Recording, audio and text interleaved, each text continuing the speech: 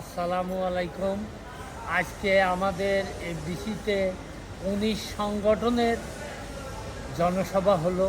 আমাদের যে চলচ্চিত্র কি করলে আগাবে এবং কি করলে এই চলচ্চিত্র আবার উজ্জীবিত হবে সেই সম্পর্কে আলোচনা সভা হলো এবং সবার প্রীতিভোজ হলো। সবাই আনন্দ করলাম।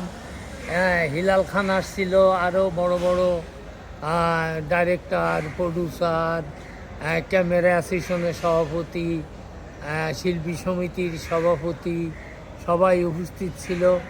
অনুষ্ঠানটা খুবই সুন্দর হলো এবং সবাই মনোযোগ দিয়ে শুনলো এবং আগামীতে চলচ্চিত্র কী করলে উজ্জীবিত হবে সেই সম্পর্কে অনেক আলোচনা আমরা করলাম। তো শুধু দর্শক আমাদের চলচ্চিত্র যেন আগায় যায়, আগামীর দিনে চলচ্চিত্র উজ্জীবিত হয়, এই বলে আমার বক্তব্য। না পাতলা খান ভাই, আমি আপনার কাছে জানতে চাইবো যে আজকে অনুষ্ঠানটা আসলে কিসের উপরে ভিত্তি করে এই অনুষ্ঠানটা হলো চলচ্চিত্র নিম্নমুখী ঊর্ধ্বমুখী করার জন্য ১৯ সংগঠন সবাই একত্রিত হয়ে একটা ব্যবস্থা গ্রহণের জন্যই আজকের এই।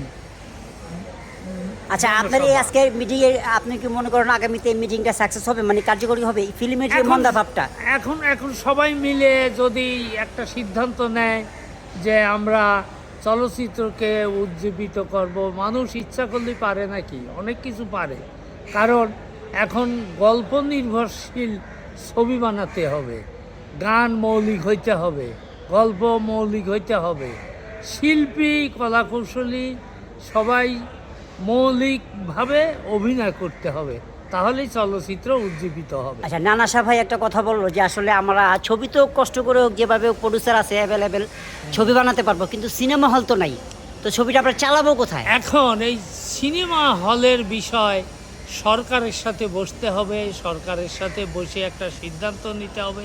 প্রত্যেকটি উপজেলায় একটা করে সিনেমা হল সরকার থেকে নির্মাণ করে দিতে হবে, তাহলে দেখভাল করবে জেলা প্রশাসক, তাহলেই চলচ্চিত্র আবার উজ্জীবিত হবে।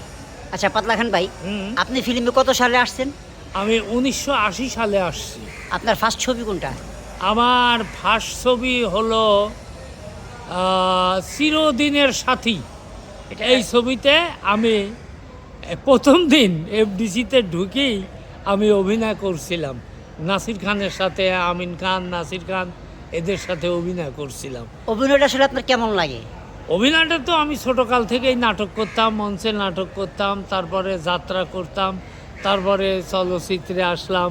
যে আমার খুব শখ ছিল যে রাজ্জাক, শাবানা এদের সাথে অভিনয় করব, কিন্তু আল্লাহর রহমতে গাজী সাহেবের ছবিতে আমি করছি, গাজী মাজহারুল আনোয়ারের ছবিতে করছি।